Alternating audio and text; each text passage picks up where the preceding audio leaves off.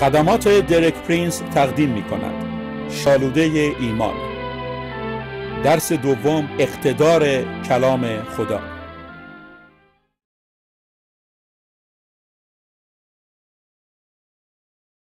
امروز می خواهیم مزمور 19 آیات 12 تا 14 را اعلام کنیم، در واقع 3 آیه پایانی مزمور را. این آیات دعای داوود بوده، همچنین برای سالهای طولانی دعای ما نیز بوده است. ما کاملا از بعضی از جوابهایی که در این دعا دریافت کردیم متعجب بودیم، چون که این دعا اینطور شروع میشه: کیست که اشتباهات خود را تشخیص دهد؟ مرا از خطایای مخفیم طاهر ساز. و وقتی به عقب نگاه میکنم حقیقتا متعجب و حیرت زدم به خاطر تعداد خطای مخفی که در من بوده. و زمانی که ما این دعا را شروع کردیم، خداوند خطاهای مخفی ما را آشکار ساخت. بنابراین این آیات را همچون دعا خواهیم خواند. سپس شما را دعوت میکنیم که آیه را با ما بخوانید. کیست که سهوای خود را بداند؟ مرا از خطای مخفیم طاهر ساز. بنده ات را نیز از اعمال متکبرانه بازدار، تا بر من مسلط نشود. آنگاه بی عیب و از گناه عظیم مبرا خواهم بود. سخنان زبانم و تفکر دلم منظور نظر تو باشد، ای خداوند که صخره من و نجات دهنده من هستی. آمین. بسیار خوب. حالا از شما دعوت میکنیم که به اتفاق ما آیه آخر رو تکرار کنید. بسیار خوب. این دعایی است که ما میخوانیم. اگر معنی این دعا رو نمیتونی، این دعا رو نکن، چون که خداوند بر حسب آنچه که از دهان تو خارج شده عمل میکنه. ما جمله به جمله میگیم و شما بعد از ما تکرار کنید. حاضر هستین؟ ای خداوند، ای پناهگاه و نجات دهنده من، سخنان و افکارم مورد پسند تو باشند. میخوام یه بار دیگه به اتفاق ما این آیه رو تکرار کنید. بسیار خوب. حاضر هستین؟ ای خداوند، ای پناهگاه و نجات دهنده من، سخنان و افکارم مورد پسند تو باشند. آمین. خداوند همتون رو برکت بده. بنابراین امروز به موضوع اقتدار و قدرت کلام خدا میپردازیم. اگر به یاد داشته باشید، در درس قبلی خدمتتون اشاره کردم که 2 راه و عنوان مختلف برای خطاب کردن کلام خدا وجود دارد. اول به کار بردن عنوان کلام خدا. این عنوان برای کتاب مقدس و عیسی مسیح به کار برده شده. هر دوی آنها کلام خدا خطاب شدند. این موضوع این حقیقت را آشکار میکنه که عیسی مسیح و کتاب مقدس کاملا با یکدیگر برابر و همسان هستند. کتاب مقدس کلام مکتوب یا نوشته شده خداست و عیسی مسیح کلام شخصی خداست. اگر ما حقیقتا میخوایم که به شکل صحیحی با عیسی در ارتباط باشیم، لازمه که ما به شکل صحیح با کلام خدا در ارتباط باشیم. نمیتونیم به شکل صحیح با عیسی در ارتباط باشیم اگر ارتباط نادرست و غلطی از کتاب مقدس داشته باشیم. بنابراین امروز قصد دارم به موضوعی بپردازم که مطلقاً از اهمیت خاصی برخورداره: اقتدار و قدرت کلام خدا. در ابتدا به باز کردن کلمه اقتدار بپردازیم. اگر این موضوع را به خوبی مورد تحقیق و بررسی قرار بدین، درک خواهید کرد که کلمه اقتدار از جانب شخص خالق میاد. به عبارت دیگه، اقتدار هر کار نمایان شده از اقتدار صاحب کاره. اون شخص خالق و تولید کننده است که تا به آنچه که میسازه و ارائه میده اقتدار میباشد. بنابراین ما نیاز داریم که بدونیم خالق و نویسنده کتاب مقدس کیست. چه کسی خالق و نویسنده کلام خداست؟ کتاب مقدس به روشنی جواب این سوالا میده.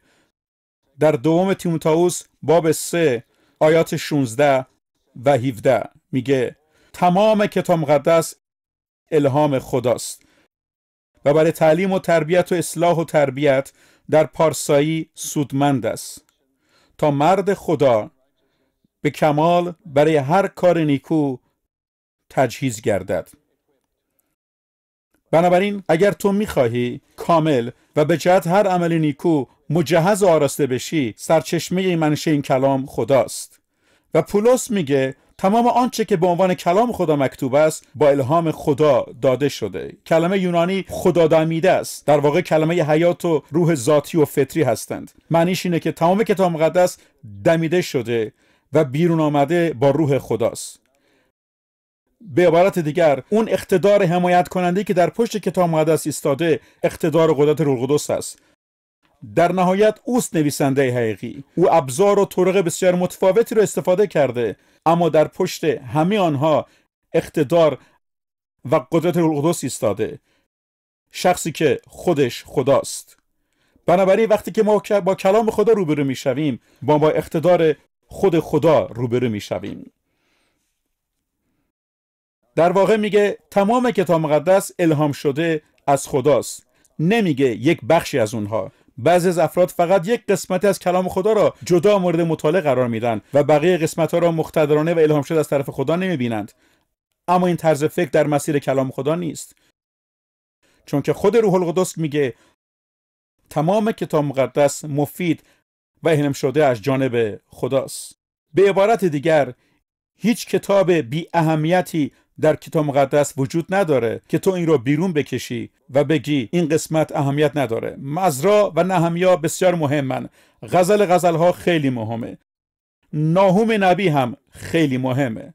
هرگز روی یک قسمت‌های خاص و معروفی از کلام خدا تمرکز نکن و نگو که تمام اهمیت کتاب مقدس فقط در همین چند بخش خلاصه شده، چون این تفکر درست نیست. اگه تو می‌خوای مجهز بشی، باید با ایمان به تمام قسمت‌های کلام خدا مجهز و آماده بشی. این برای تو سالهای زیادی رو در بر میگیره، اما مفید و پشت‌رونده است. تو میتونی از قوت به قوت پیش بری اگر روی کلام خدا متمرکز بشی و اون رو مطالعه و اعلام کنی و به کار بگیری. بیاد داشته باشه که عیسی گفت بر پایه و اساس او بنا کردن ناشی از شنیدن و انجام دادن کلام خداست. نه فقط شنیدن، بلکه شنیدن و انجام دادن آن. سپس در خصوص تفسیر کتاب مقدس فقط یک مفسر مجاز و تام الاختیار وجود داره و اون خود مؤلف و نویسنده واقعیه. اگر تو به طور قطعی معنی و مفهوم اون رو نمیدونی، من بهترین شخص برای مشاوره هستم، چون که من میدونم به چه منظور اشاره کردم. شاید آنطور که باید و شاید به خوبی و روشنی توضیح ندادم، اما میدونم چی گفتم و به چه اشاره کردم. اگه واقعا میخوای به مفهوم و پیغام واقعی هر قسمت از کتاب مقدس پی ببری، با نویسنده و مؤلف اصلی مشورت کن. او تنها شخص تام اختیار و مجازی است که میتونه به خوبی کلامو باز و مکشوف کنه. در دوم پتروس باب 1 آیات 20 و 21 پتروس میگه، آیات 20 و 21: قبل از هر چیز بدانید که هیچ وحی کتاب مقدس زایده تفسیر خود نبی نیست. هیچ فردی نمیتونه بگه من میدونم معنی این چیه، زیرا تنها شخص مجاز و تام الاختیار برای تفسیر کلام روح القدس است. و پتروس این ادامه میده، هیچ وحی به انسان آورده نشده، بلکه آدمیان تحت نفوذ روح القدس از جانب خدا سخن گفتند.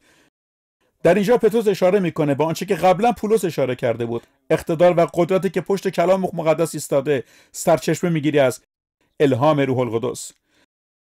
و حالا تو میتونی به شکل منطقی بگی اما افرادی که کتاب مقدس رو نوشتند در خیلی از موارد افراد ضعیف یا لغزش خورده‌ای بودند. حتی کتاب مقدس به روشنی گناهان اونها را ذکر میکنه. اما من فکر میکنم این یکی از مشخصهای درست و صحت کتاب مقدسه که به روشنی به گناهان افرادی که از طرف خدا کتاب مقدس رو نوشتن اشاره میکنه. امروز افراد زیادی هستن که سعی میکنن گناهاشون رو بپوشانن و مخفی نگه دارن. سعی میکنن چهره لغزش نخورده از خود نشون بدن.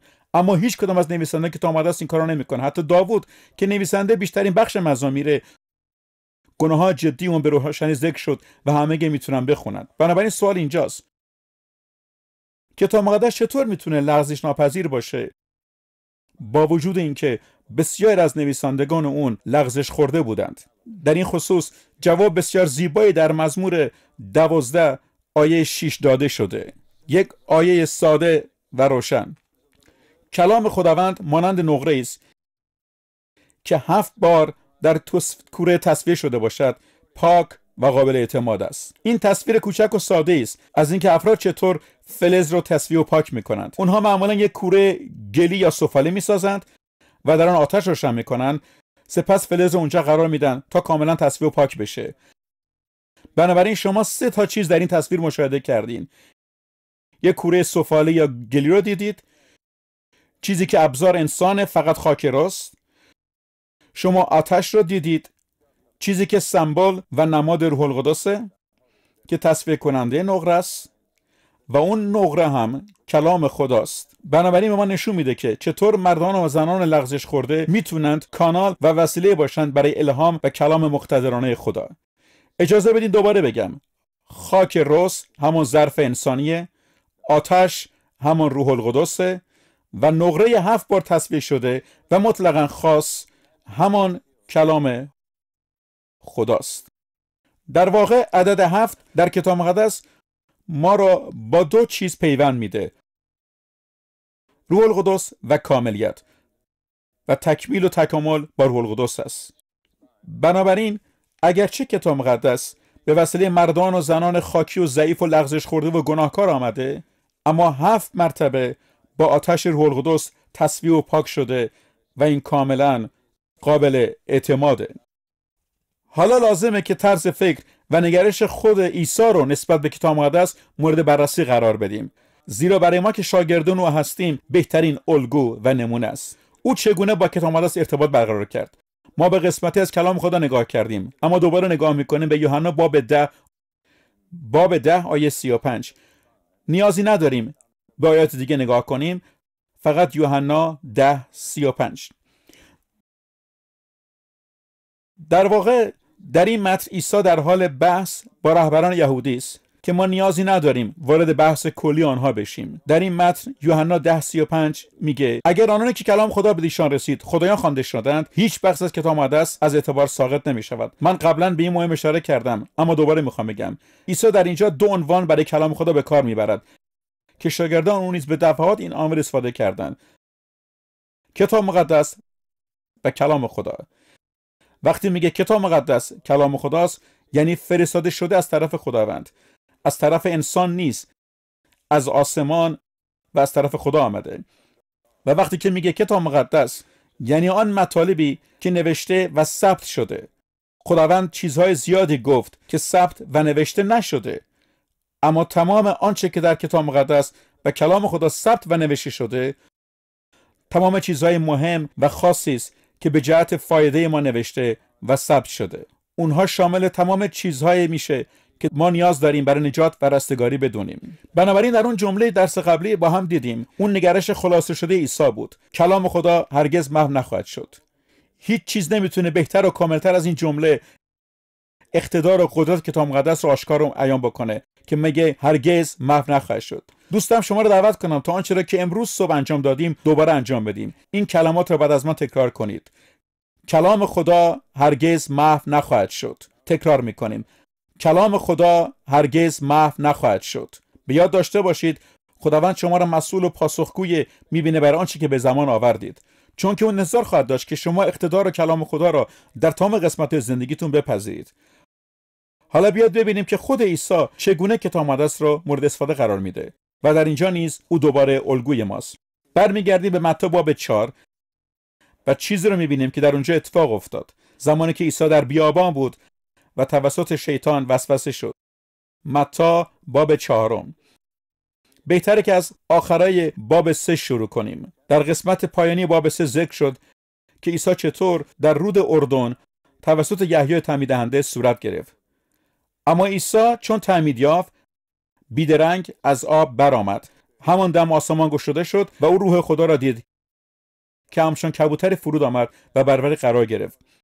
می‌بینید این خیلی مهمه. روح القدس بر او قرار گرفت. روح القدس در زمانهای گوناگون به گونه‌های خاص بر بعضی از ما قرار گرفته، اما همیشه با قوت بر ما نبوده، چون که ما کلماتی رو به زمان آوردیم و کاری انجام دادیم که نمیتونسته روی ما باقی بمونه. اما عیسی هرگز چیزی نگفت، کاری نکرد که باعث محزون شدن روح القدس بشه و سبب بشه که کبوتر روح القدس رو ترک کنه. سپس صدای از آسمان آمد، صدای خدای پدر که میگفت: این است پسر حبیب من که از او خوشنودم. و حالا شما میتونید فکر کنید، منم دارم فکر میکنم که بسیار خوب، عیسی بعد از این میره که اوقات واقعا راحتی رو داشته باشه.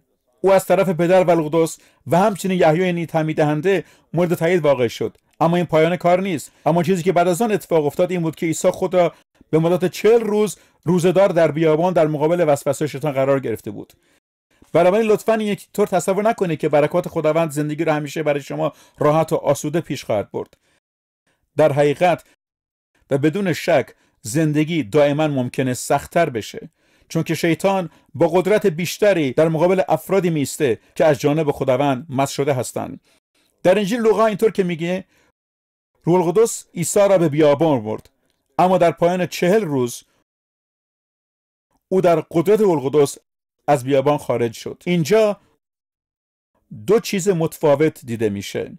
اول اینکه با هدایت روح القدس پیش رفت و مورد دوم پیش رفتن و عمل کردن در قوت روح القدس. عیسی کاری انجام نداد زمانی که با شیطان درگیر شد و نهایتا پیروز بیرون آمد. ممکنه برای هر کدام از ما به شکل و میزان مختلف این مسئله پیش بیاد. ما باید به وسوسه غلبه کنیم و با قدرت و قوت روح القدس هر شرایطی رو تغییر بدیم. وقتی که وسوسه کننده در باب 4 متی نزد او آمد، اولین چیزی که شیطان عیسی را به وسوسه واداشت این بود که در او شک و تردید ایجاد کنه و معمولا این روشی همیشگی شیطان است که برای وسوسه کردن نزدیک میشه. او به سرعت برای این کار رد کلام خدا وارد عمل نمیشه. او با سوال کردن وارد عمل میشه. او تو را به شک و تردید وامی داره و بارها در تاریخ کلیسا عمل کرده.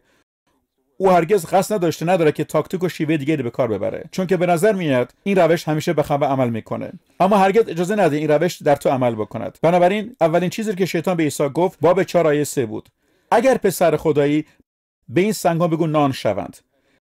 کمی قبل از این از طرف خدا صدای رسید که گفت این از پسر حبیب من، اما شیطان داشت او را به چالش میانداخت تا شک بکنن نسبت به آنچه که خداوند شنیده.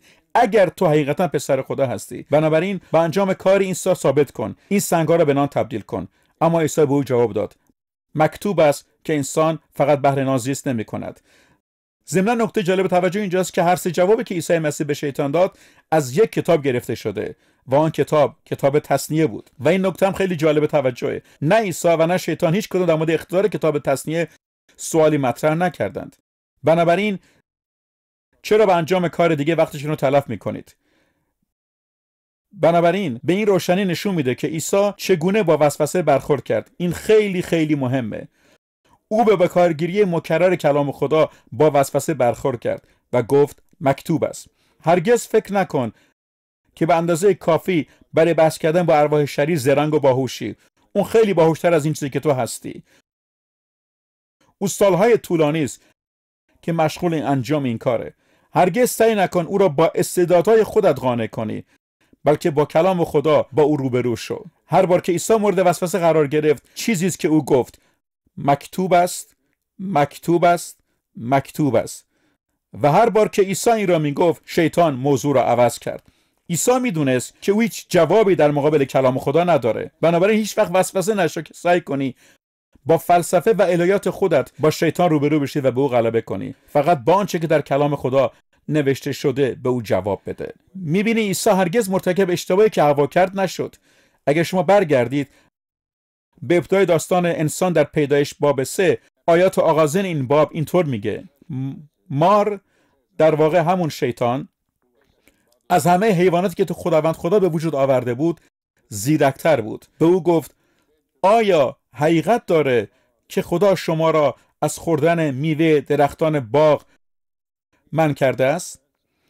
در ابتدا او چگونه هوا را وسوسه کرد؟ درسته، او را به شک تردید واداشت. و وقتی که تو شک میکنی، قدم بعدی بی‌ایمانی است و قدم بعد از این نااطاعتی است. به یاد داشته باش هرگز شک را به ذهنت راه نده. در واقع اشتباه هوا این بود که پیش خودش فکر کرد در سطحی است که میتونه با شیطان روبرو بشه. بنابراین او به شیطان جواب داد: اجازه داریم از میوه همه درختان باغ بخوریم بجز میوه درختی که وسط باغ است. و هوا در مورد اون درخت گفت: خداوند گفته از آن نخوریم و حتی آن را لمس نکنیم وگرنه میمیریم. و حالا به جواب شیطان نگاه کنید. مار به زن گفت: مطمئن باش نخواهی مرد. این همون چیزیه که شیطان با اون شروع میکنه. او با سوال کردن شروع میکنه و با انکار کردن کار رو تموم میکنه. اگر شما تاریخ 100 ساله گذشته کلیسا یا بیشتر از اون رو مطالعه کرده باشین، به طور حد خواهید دید هر جا شیطان الهیدانان یا واعظین یا هر شخص دیگر رو متقاعد کرده که سوالات در مورد کلام خدا مطرح بکنه، او همیشه این افراد را به جای رسونده که اونها کلام خدا را انکار کردند. هرگز چنین گفتگوی لغزنده را با او شروع نکن. کلام خدا مقتدر است. کتاب مقدس کلام خداست. اون را بپذیر، با اون زندگی کن و با کلام خدا به شیطان جواب بده. او هیچ جوابی برای کلام مکتوب خدا نداره. در افسوسیان 6:17 پولس اینطور میگه: شمشیر روح را که کلام خداست به دست گیرید. احتمالا شما میدونید در زبان یونانی 2 کلمه برای کلام وجود دارد. یکی از آنها لوگوس و دیگری رماست. لوگوس توصیه یا پند و اندرز جاودانی و کلام خداست، اما رما کلام گفته شده خداست و آن کلامی است که در افسوسیان 6:17 استفاده شده. شمشیر روح را که کلام خداست به دست گیرید و این رماست که کلام گفته شده خداست. وقتی که شما با شیطان روبرو میشید باید با اعلام کردن و گفتن کلام خدا به مقابله با اون برین. کتاب مقدس به تو کمک نخواهد کرد که اون فقط در قفسه کتاب مقدس توست یا حتی روی میز کنار تخت توست. زمانی عمل میکنه که تو اون رو اعلام میکنی. تو باید دهانت رو از کلام خدا پر و اون رو با قوت برای خودت اعلام کنی. سپس اون تیز و همچون شمشیر برنده خواهد شد که شیطان رو خرد و دور میکنه. او هیچ جوابی برای کلام خدا نداره. حالا بیا با هم نگاه کنیم به آنچه که عیسی در مورد اقتدار کلام خدا گفت. یادتون میاد قبلا چی گفتم؟ کلمه مکتوب است، یعنی کلام خدا که نوشته و ثبت شده. و عیسی در متی باب 5 آیات 17 و 18 گفت: گمان مبرید که آمدم تورات یا صحف انبیا را منسوخ کنم. و این شیوه در صحبت کردن یهود در مورد اینکه ما عهد چی خطاب کنیم، تورات و صحف انبیا. نیامدم تا باطل نمایم، بلکه آمدم تا تحققشان بخشم. زیرا آمین به شما میگویم تا آسمان و زمین از میان نرود، نقطه یا همزه از تورات هرگز از میان نخواهد رفت تا اینکه همه به انجام رسد. ببینیم منظور از کلمات همزه یا کاما و نقطه یا ذره یعنی چه. کلمه نقطه یا ذره در زبان عبری امروز گوت یعنی کوچکترین حرف در الفبای عبرانی است. کلمه همزه فقط یه ویرگول یا کاماست که در زبان عبرانی در حین نوشتن برای تشخیص حروف در بین آنها گذاشته میشه. بنابراین این دو کوچکترین چیز صرف شده کتاب مقدسه. و عیسی میگه هیچ کدوم از اینها، نه همزه و نه نقطه، هرگز محو نخواهد شد. این به روشنی نشون میده که عیسی به صراحت اقتدار مطلق کلام مکتوب خدا را اعلام میکنه.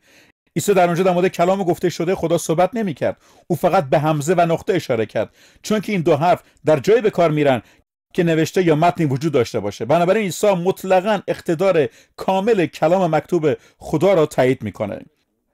سپس کمی جلوتر در اواخر خدمت عیسی در متی 22 او با صدوقیان در حال صحبت بود.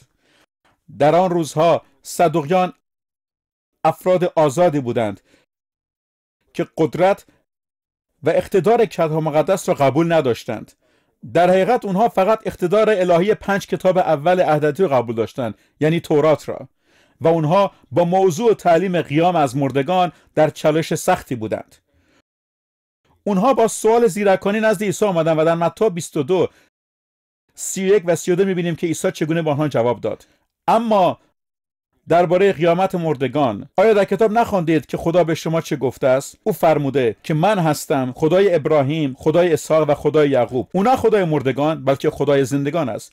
ببینید که عیسی چطور کتاب مقدس رو در جواب دادن به کار برد. این کلمات نزدیک به 1400 سال پیش توسط موسی نوشته شده بود. در واقع اینها کلامی بود که مستقیما از دهان خداوند به موسی صادر شده بود. اما عیسی در مورد اشاره به این کلمات طوری صحبت نکرد که گویا اینها 1400 سال پیش فقط به موسی داده شد. این خیلی پرقدرت وقیه گفت: آیا نخواندید کلامی را که خدا به شما گفته است؟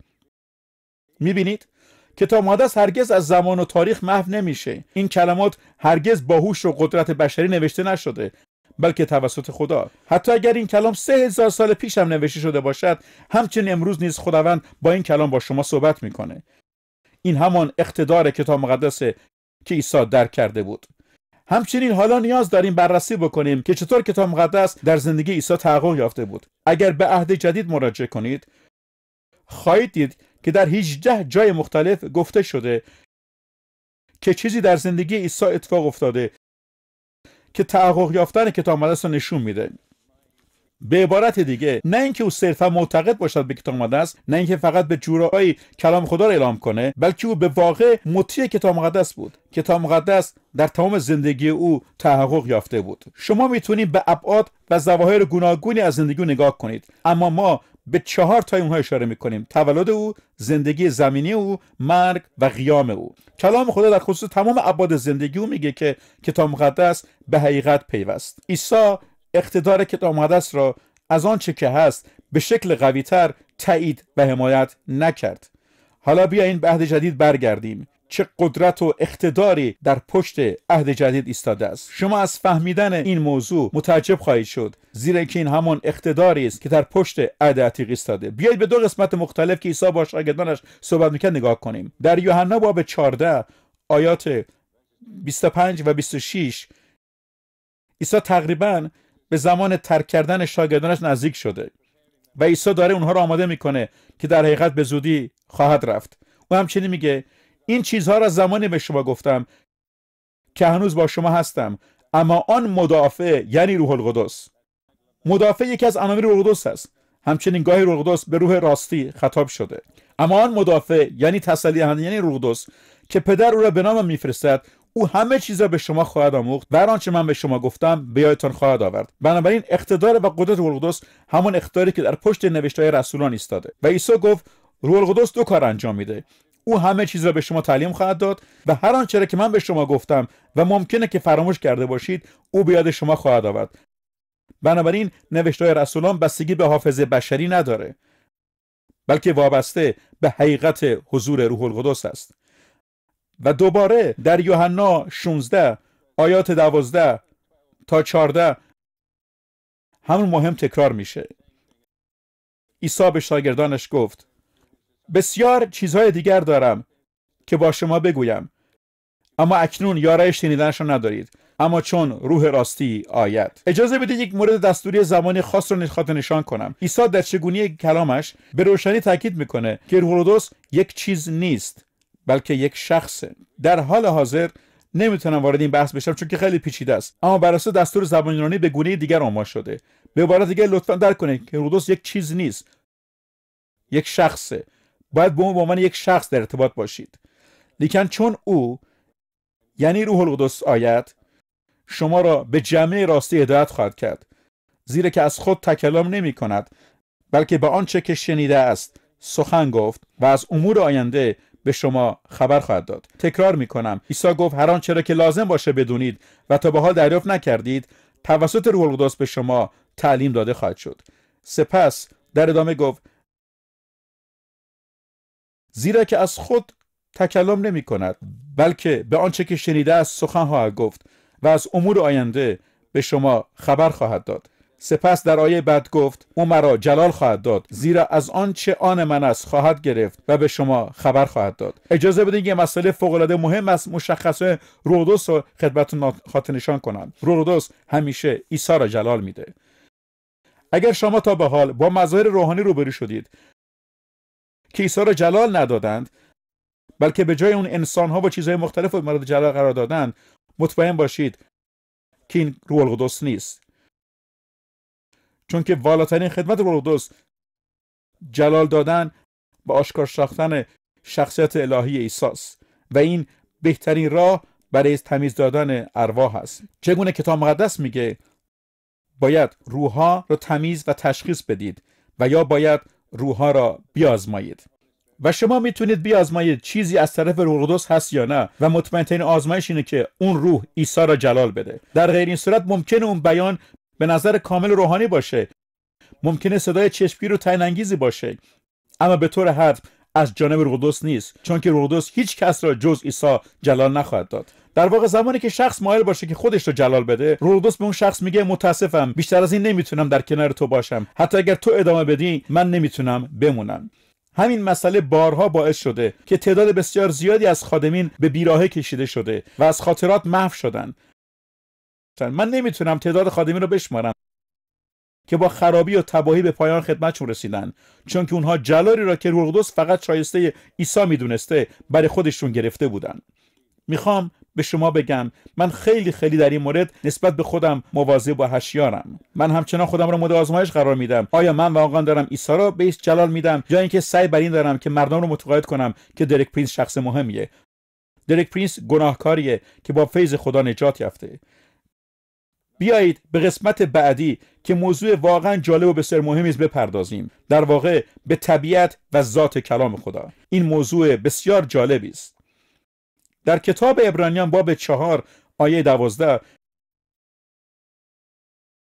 به نوعی تجزیه و تحلیل رو از طبیعت یا ذات کلام خدا به دست میاریم. عبرانیان باب 4 آیه 12 زیرا کلام خدا زنده و مؤثر است و برنده تر از هر شمشیر دودم. شما میبینید که در اینجا نیز دوباره کلام خدا را با شمشیر مقایسه کرده و فرو رونده تا جدا کند نفس و روح و مفاصل مغز را و ممیز افکار و نیتهای قلب است. بنابراین کلام خدا مرده نیست و یا نوشته ها و کلمات سیاهی برای کاغذ نیست، فقط یک کلام ساده و بی‌ارزش نیست که از دهان واعظ بیرون میاد، بلکه کلام خدا زنده است و هر جا که میره با خودش حیات و زندگی میبره. کلام خدا زنده و مقتدره. خدا را شکر برای قدرت کلامش. کلام خدا قوی تر از تمام دروغ‌هایی است که شیطان جهان را با آن پر کرده. کلام خدا نهایی ترین جوابه. و در ادامه کلام میگه فرو رونده تا جدا کننده نفس و روح. این خیلی مطلب جالب و مهمیه. من نباید از موضوع خارج بشم. کتاب مقدس برای ما آشکار میکنه که انسان به گونه‌ای 3 در 1 آفریده شده، جسم، جان و روح. و این خلقت 3 در 1 انسان شبیه به وجود 3 در 1 خداست، همون تثلیث پدر، پسر و روح القدس. اما تنها راهی که ما میتونیم یاد بگیریم و بین روح و جان رو از هم تشخیص بدیم توسط کلام خداست و این تنها وسیله برنده است برای شکافتن و جدا کردن چیزهای نفسانی از روحانیت. در حال حاضر زمان زیادی نداریم که بخوایم وارد مباحثه دیگه بشیم. این موضوع خیلی مهمه. اگر شما ادیان به خوبی مطالعه کرده باشین متوجه خواهیم شد مسائل نفسانی به شکل مختلفی مخالف مسائل روحانیه. در اول قرنتیان باب 2 پولس میگه که انسان نفسانی امور مربوط به روح خدا را نمیپذیرد، زیرا که تنها از دیدگاه روحانی قابل درک و تشخیص است. بنابراین خیلی مهمه که ما یاد بگیریم مسائل نفسانی را از مسائل روحانی تشخیص بدیم. باید در نظر داشت که تنها کلام خداست که این کار را میکنه. همچنین میتونه مفاصل رو از مغز جدا کنه. بنابراین کلام خدا میتونه جایی را که هیچ تیغ جراحی نمیتونه باز کنه و هیچ روان پزشکی نمیتونه برای تحقیق در اونجا نفوذ پیدا کنه بشکافه. در حقیقت کلام خدا تنها چیزی است که میتونه به درستی وارد عمیق‌ترین قسمت‌های شخصیت انسان بشه. و ادامه کلام میگه ممیز افکار و نیت‌های قلب است. تمیز و تشخیص دادن یعنی تجزیه و تحلیل کردن و دیدن ذات و طبیعت درون یک چیز.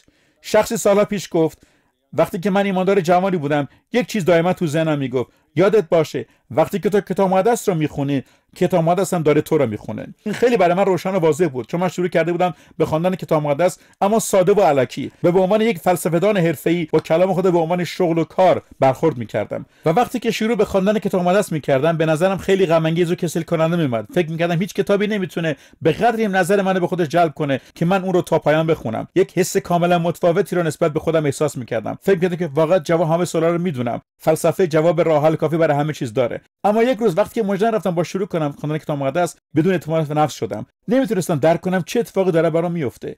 فکر می‌کردم یه پیری زود هنگام دچار شدم. با وجودی که در آن سال حتی 25 سال نداشتم. در واقع درک نکردم که وقتی من کتاب مقدس رو میخونم کتاب مقدس منو میخونه. در پایان احساس شبیه به احساس بلشسر داشتم زمانی که در مهمانیش اون نوشته روی دیوار بود در میزان سنجیده شده و ناقص در اومده ای. خودپسندی من، غرور من، تکبر من، اطمینان خاطر عقلانی من، همه چیز در واقع کلام خدا پژمرده شد و وار رفت. و هنوز در اون زمان رو باور نمی‌کردم که اون همچنان کار خودش ادامه میده. بنابراین همیشه به خاطر داشته باش وقتی کتاب مقدس رو میخونی کتاب مقدس هم داره تو رو میخونه. حالا بیاییم برای لحظاتی به اول تسالونیکیان برگردیم برای اینکه به یک بعد دیگه این موضوع نگاه کنیم که کتاب مقدس چی میکنه. اول تسالونیکیان 2:13 در اینجا پولس داره برای ایمانداران تسالونیکی مینویسه، به ایماندارانی که پاسخی بسیار عالی از خودشون نسبت به انجیل نشون دادند. واکنشی بسیار عالی. پولس میگه نیز ما خدا را پیوسته شکر میگوییم که شما به هنگام پذیرفتن کلام خدا که از ما شنیدید آن را نه چون سخنان انسان بلکه چون کلام خدا پذیرفتید، چرا که به راستی چنین است همکنون کلام در میان شما که ایمان دارید عمل میکند. شما این را درک میکنید که اون کاری را که توماس در شما انجام خواهد داد بستگی به چگونگی پذیرش شما از اون داره. اگه شما صرفاً او را به عنوان کلام انسان قبول کنید، اونطور که باید شاید به طور کامل در شما عمل نخواهد کرد. بله گفتم اگر به عنوان کلام انسان بپذیرید هیچ فایده‌ای نخواهد داشت، اما اگر واقعا به عنوان کلام خدا بپذیرید به شکل قوی و موثر عمل خواهد کرد. و زمانی که کتاب مقدس میخوانین بعد از اون زمان اختصاص بدین که به خداوند بگین ایمان دارم کلام توست، من اینو به عنوان کلام تو میپذیرم، به هر نیت و مقصودی که تو کلام تو فرستادی به همون شکل بگذار در من عمل کند، در تمام قسمت وجودم روح جسم جانم بگذار کلام تو عمل بکنه چون که به ایمان دارم. سپس لازم نگاهی بکنیم به بیانیه چشمگیر و قابل توجهی که پتروس در کتاب دوم پتروس نوشته است. فکر میکنم این یکی از چشمگیرترین و قابل توجه ترین اعلان و بیانیه‌ای است که در مقدس نوشته شده. دوم پتروس باب 1 آیات 3 و 4. این آیات در وسط جمله گفته شده. رسولان جمله‌های نسبتاً طولانی نوشتند. فکر میکنم پولس بلندترین جمله رو نوشته، اما پتروس هم در اینجا جمله نسبتاً بلند رو نوشته. معمولا ما در انگلیسی اونها رو از هم جدا میکنیم، بنابراین من از ابتدای آیه شروع نمیکنم بلکه از وسط جمله. قدرت او یعنی قدرت الهی هر آنچه را برای حیات و دینداری نیاز داریم به ما ارزانی داشته است که از این طریق شناخت او میسر شده که ما را به واسطه جلال و نیکویی خویش فرا خوانده است. این یک بیان و اظهار حیرت انگیز در این آیه میگه قدرت الهی خدا در حال حاضر تمام چیزایی که ممکنه بهش نیاز پیدا کنید به ما داده شده. میتونی بگی بسیار خوب خداوند، اما به نظر نمیاد که من اینو داشته باشم، کجاست؟ و آیه بعدی به شما میگه که به وساطت آنها وعده‌های بی نهایت عظیم و گرانبها به ما داده شده تا شما به اینها شریک طبیعت الهی گردید و از فسادی که از شهوت در جهان است خلاصی یابید. بنابراین خداوند چطور تمام آنچه را که برای حیات و دینداری لازم به ما داده، اونا کجان؟ اونها در وعده‌های خدا. من این جمله را خیلی دوست دارم. برکات در وعده هاست. مایلید با من این رو بگین؟ برکات در وعده هاست. بنابراین اگر میخواین تمام آنچه را که خداوند برای شما تهیه و تدارک دیده دریافت کنید، باید اونها را از طریق وعده‌های خدا دریافت کنید، چون که تمام آنچه را که شما نیاز دارین در وعده‌های خداست و تمام این وعده‌ها و برکات به وسیله شناخت ما از عیسی حاصل میشه، چون که کلام خدا رو عیسی آشکار میکنه. اگر این کلام بسیار واضح و روشنی در کتاب مقدس نمی بود، من هرگز شامت گفتنش را نمی داشتم. بنابراین دریافت برکات ما به وسیله شریک شدن در وعده‌های خداست. ما میتونیم شرکای طبیعت الهی باشیم و از فسادی که از شهوت در جهان است خلاصی یابیم. در هر حال ما باید خیلی مواظب باشیم، چون که یه سری تعالیم هست که قصد ندارم نام برم، اما میدونم خیلی از شما مایلی نام این گروه را بدونید. تعالیمی که این روزها خیلی رایجه و تعلیم میدن که اگه به اندازه کافی خوب پیش بری و کار خوب و درست تو زندگیت انجام بدی به مقام خدایی خواهی رسید. مطمئنم بعضی از شما به این تعلیم روبرو شدید. در واقع اجازه بدید بهتون بگم این تعلیم را نیو ایج خطاب میکنن. من قبلا در مورد صحبتام از نیو ایج استفاده کردم. من گفتم عصر جدید در راهه و بعد از اونها این عبارت از میون صحبت من برداشتن و سوء استفاده کردن. بعد از اون سعی کردم کلمه ملکوت خدا رو به کار ببرم که بر زمین مستقر خواهد شد. عیسی میخواد ملکوتش رو بر زمین مستقر کنه و اونها هم اینو دوست ندارند. اما هر طور که نیو ایج یا بسیاری از هندوها و فلسفه‌دانان الی آخر با هم یکی بشن، اونا این تعلیم رو میدن که اگه تو به اندازه کافی پیش بری، کارهای خوب بکنی، خدا میشی. ضمن تعلیم مورمون هم همینه. اونا در ابتدا اینو به شکل علنی نمیگن که تو مقام خدایی میرسی. من میخوام با صراحت و روشنی بگم همه اینا غلط و اشتباهه و دلیل اساسی رو خدمتتون اعلام میکنم. خداوند خلق نشدنی است. این ما هستیم که آفریده شدیم و یک موجود آفریده شده به شخص خلق ناشدنی تبدیل نمیشه. این فریب محضه. اما ما میتونیم شرکای طبیعت الهی بشیم اگر وعده خدا رو بپذیریم. من اغلب به نردبان یعقوب فکر میکنم.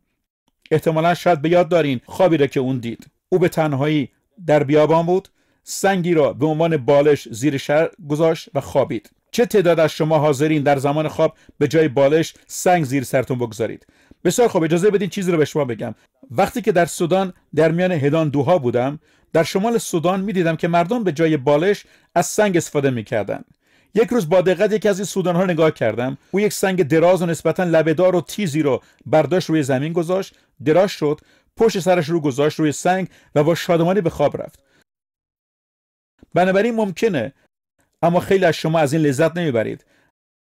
و یعقوب هم سرش رو روی سنگ گذاشت و خوابید. یادم اومد یک بار شخصی گفت خیلی مایلم سرم رو روی سنگ بذارم و بخوابم، البته اگه بتونم آنچه را که یعقوب بعد از او دریافت کرد داشته باشم. چون که او در خواب نردبان را دید که به آسمان میرسید. پایه‌های نردبان روی زمین بود و بالای نردبان در آسمان بود و فرشتگان خدا از آن بالا پایین میرفتند و خود عیسی مسیح در بالای نردبان بود و صحبت میکرد. اما من در احساس خودم اینطور به کتاب مقدس فکر میکنم، اون رو مثل نردبان یعقوب میبینم. در واقع هر وعده خدا مثل یکی از پایه‌های نردبانه و هر بار که شما یکی از این وعده ها رو دریافت میکنین و صاحب میشین، یک پله بالاتر میرین و در نهایت دریافت کامل وعده ها شما رو به آسمون میرسونه. بنابراین هرگز نسبت به کتاب مقدس بی‌توجه نباشید. اون کلید حیات و سلامتی و موفقیت شماست.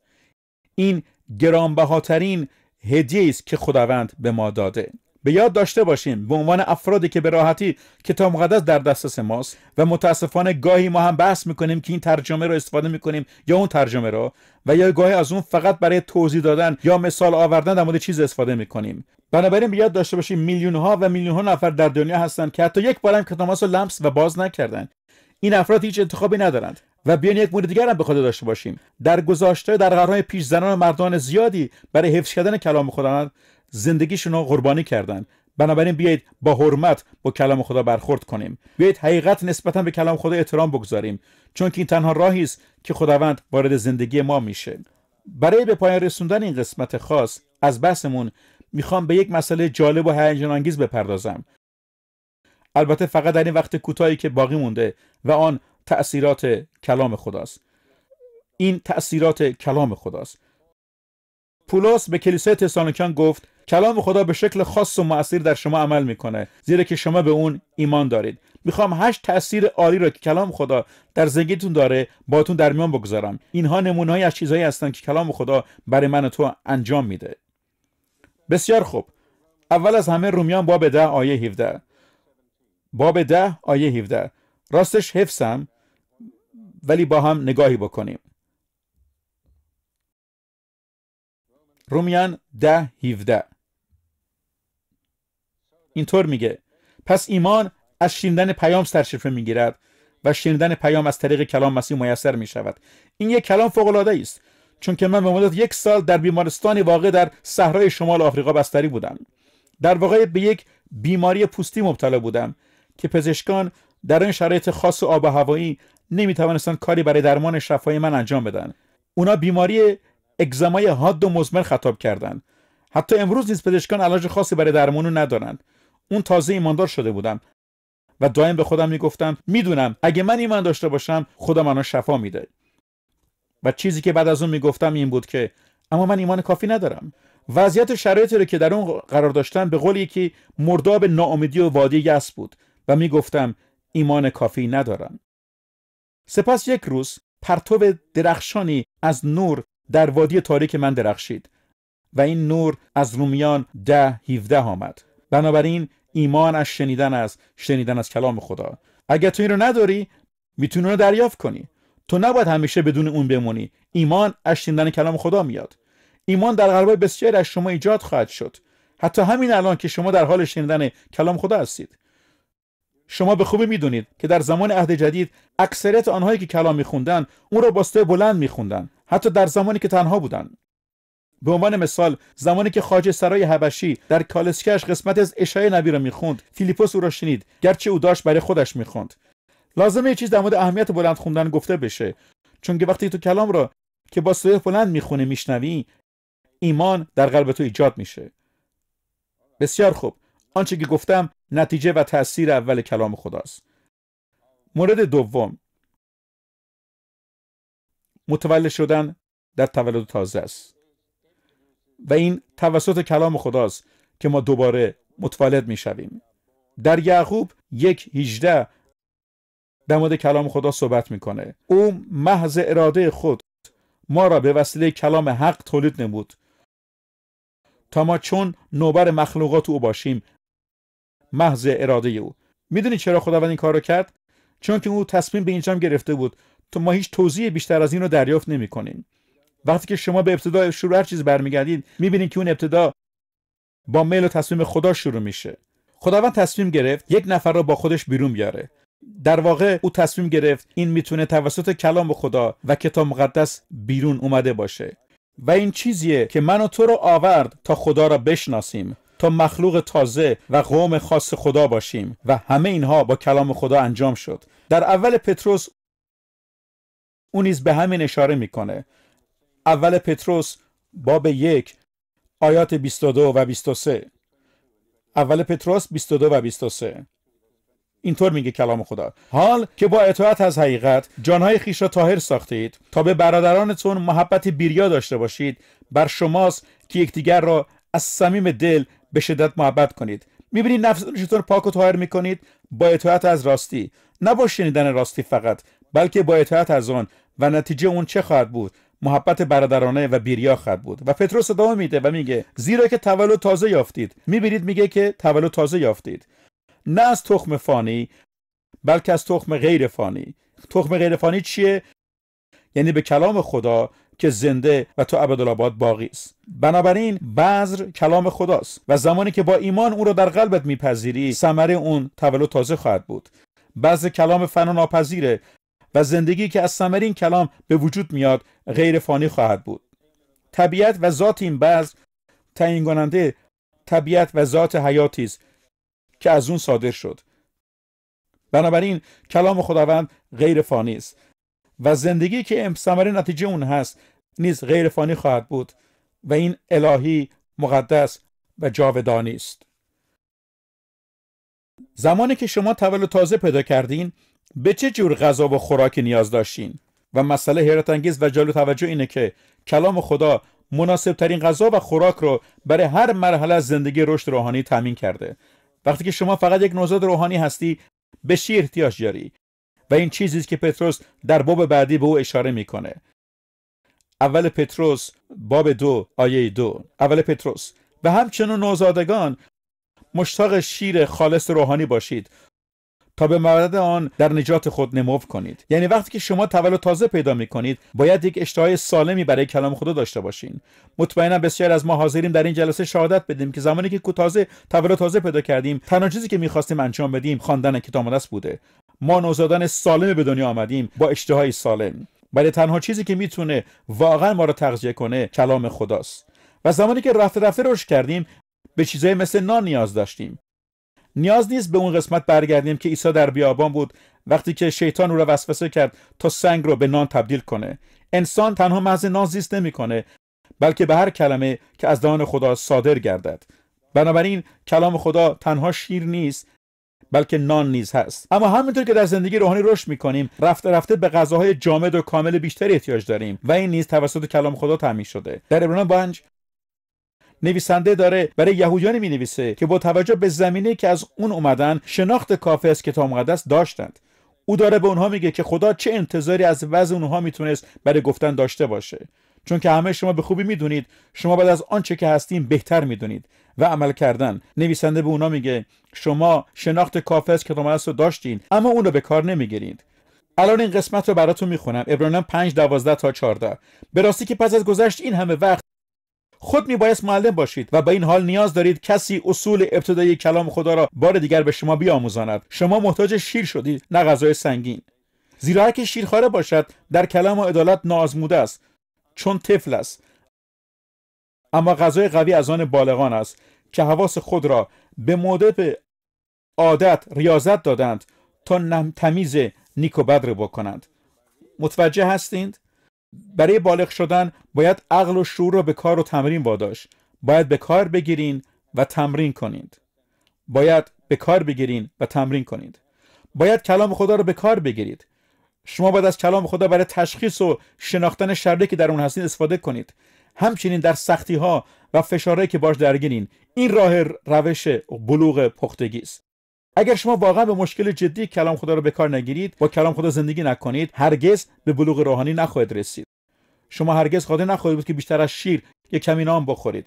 اما غذای کامل فقط برای آنهایی است که به کار میگیرند، تمرین میکنند، برای اونهایی که با جدیت و سختی کوشی کلام خدا رو مرتبا در زندگیشون استفاده میکنند. بنابراین همونطور که گفتم، سومین نتیجه و تأثیر کلام خدا تغذیه روحانی است. چهارمین نتیجه و تأثیر کلام خدا روشنایی فکری است. میخوام به مزمور 119 برگردم. مطمئنم که بسیاری از ما این آیه شناخته شده است. مزمور 119 آیه 130. مزمور نویس با خداوند صحبت میکنه و اینطور میگه: کشف کلام تو نور میبخشد و ساده دلان را فهیم میگرداند. بنابراین کشف کلام خدا در درون افکار و قلب ما نور ایجاد میکنه. این مهم با تحصیلات فرق میکنه. تحصیلات نور نیست. شما میتونید اشخاص بسیار تحصیل کرده باشین اما کاملا در تاریکی. از کجا میدونم؟ چون که خود من بودم. تحصیلات عالیه داشتم اما کاملا در تاریکی بودم تا زمانی که نور کلام خدا در زندگی من درخشید. بنابراین بیاد داشته باشید که تحصیلات نور نیست. سالها پیش با دانشجویان آفریقایی زیادی در شرق آفریقا در ارتباط بودم. بعضی اونها افراد جاه طلب و بلند پروازی بودند که برای تحصیلات اومده بودند. یک بار نامه کوچکی با این عنوان بر اونها نوشتم: شما به دنبال تحصیلات هستید اما آیا به دنبال کشف حکمت هم هستید؟ در واقع این مهم رو خود نشان کردم که تحصیلات و حکمت یکی نیستند. و در این آیه به نامه اشاره کردم که بسیار از این افراد متعجب ساخته بود. نوشته بودم بیشتر مشکلات و زحمات دنیا ناشی از تحصیل کرده احمقانه است. تئودور روزولت رئیس جمهور قبلی ایالات متحده اینو گفت که اگر یک مردی دزد باشه، او یک ماشین خواهد دزدید و یا یک کالسکه و یا یک قطار کوپه. اما اگر اون مرد رو آموزش بدی، او تمام ماشین ها را خواهد دزدید.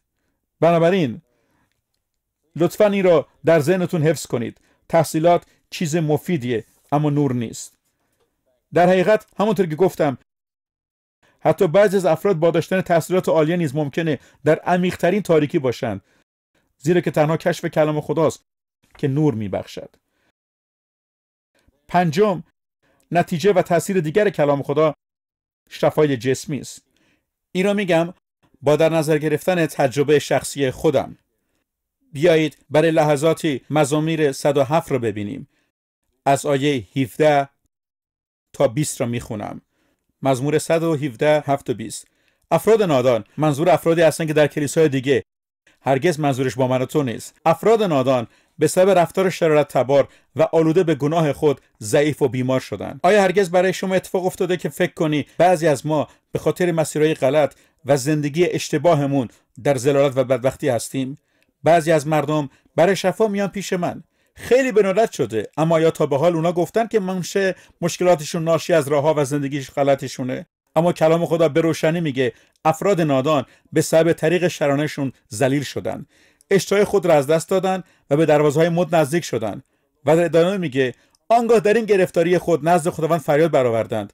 نظر من در مورد اینه که مردم به دفعات خیلی دیر یادشون میاد که دعا کنند. کلام میگه اونا نزدیک دروازه مرگ بودن که ناگهان خاطرشون گذشت که ممکنه بتونن دعا کنن و خدا بهشون کمک کنه. و خداوند چیکار کرد؟ ایشان را از تنگی‌هایشون رهایی بخشید. خدا با فرستادن کلامش 3 کار انجام داد: نجات داد، شفا داد و رهایی بخشید.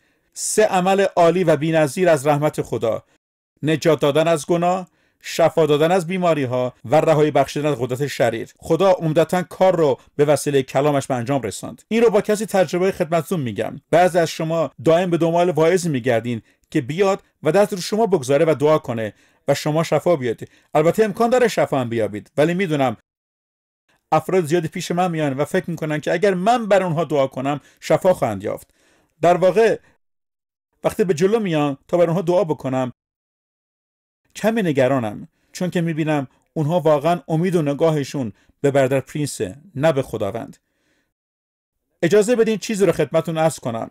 بدون هیچ واعظی شما میتونید شفا پیدا کنید، البته اگه کلام خدا رو با ایمان بپذیرید، چون که خداوند کلامش رو فرستاد، اونها رو شفا داد و اونها رو از تمام تنگی‌هاشون رهایی بخشید. و حالا به آیه مورد علاقه میرسم. موقعی که بیمارستان بودم و هیچ دارویی نتونست اون کارو بکنه. امثال 4 20 تا 22. از ترجمه قدیمی میخونم، چون که به همین شکل با قلب من سخن گفت. ای پسر من، به سخنان من توجه نما و گوش خود را به کلمات من فراگیر. آنها از نظر تو دور نشود. آنها را در اندرون دل خود نگاه دار، زیرا هر که آنها را بیابد بر او حیات است و برای تمامی جسد او شفا می باشد. میگه کلام خدا برای تمام بدن ما شفاست. تقریبا 7 ماهی از بستری شدن من در بیمارستان میگذشت. در واقع پزشکان هیچ کمکی برای درمان من نتونستن انجام بدن و من به خودم گفتم اگه فقط کمی ایمان داشتم میدونم که خدا منو شفا میداد. قبلش این آیه رو از کلام دریافت کرده بودم. ایمان از شنیدن است، شنیدن از کلام خدا. داشتم امیدوار میشدم.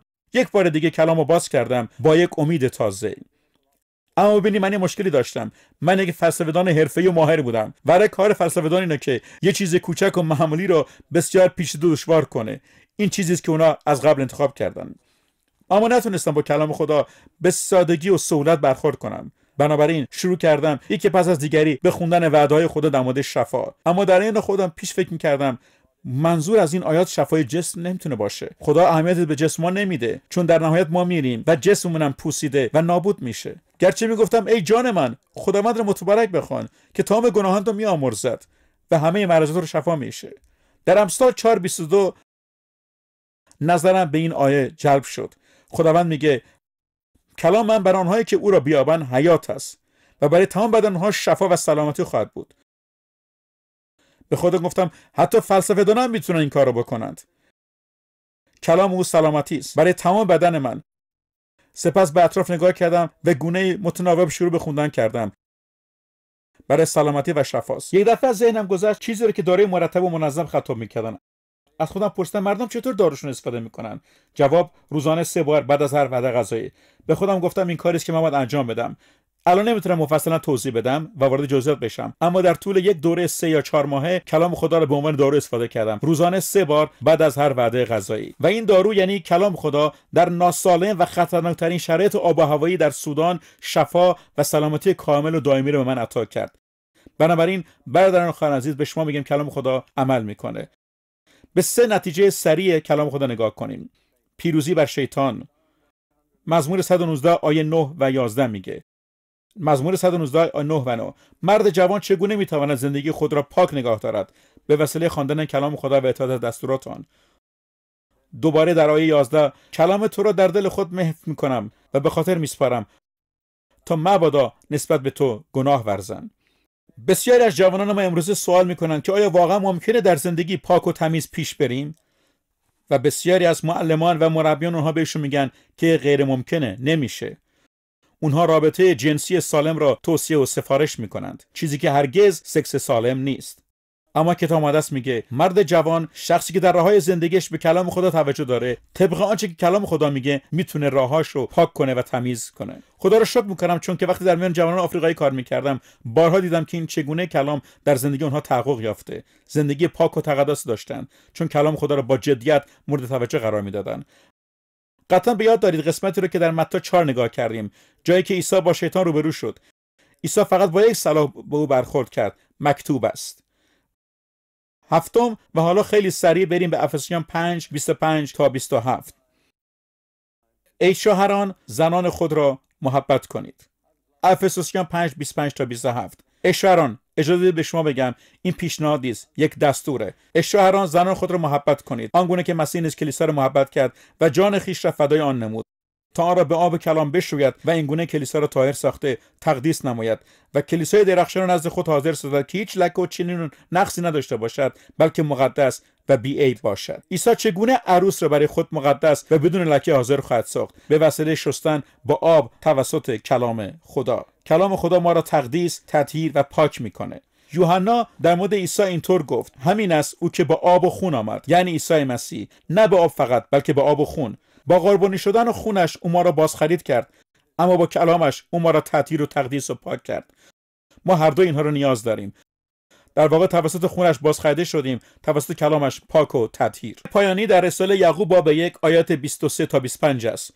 گرچه الان فرصت نداریم قسمت رو ببینیم، اما یعقوب در این آیات میگه که کتاب مقدس مثل یک آینه است.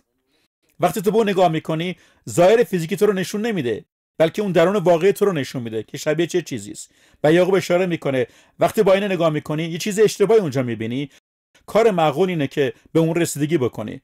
اگر موهای شما نامرتب شونه کنین، اگر صورتتون کثیفه بشورین، آنچه که میبینید عمل کنید. و یعقوب میگه که وقتی با آینه کلام نگاه میکنید از نظر روحانی دقیقاً نیازی رو که دارید بهتون نشون میده. پس شما نیاز دارید شخصیتتون رو در آینه ببینید و اون لکه و عیب رو برطرف کنید. بنابراین اجازه بدین خیلی سریع جمع‌بندی کنم 8 نتیجه تاثیر کلام خدا را. 1. کلام خدا ایجاد میکنه ایمان رو. 2. بعض تولد تازه است. تغذیه و غذای روحانی است. تنویر فکر ایجاد میکنه. جسم فیزیکی ما را شفا میده. امکان پیروزی بر گناه و شیطان را برای ما حاصل میکنه. تقدس و پاکی ایجاد میکنه و کلام خدا همچون آینه روحانی است. آمین.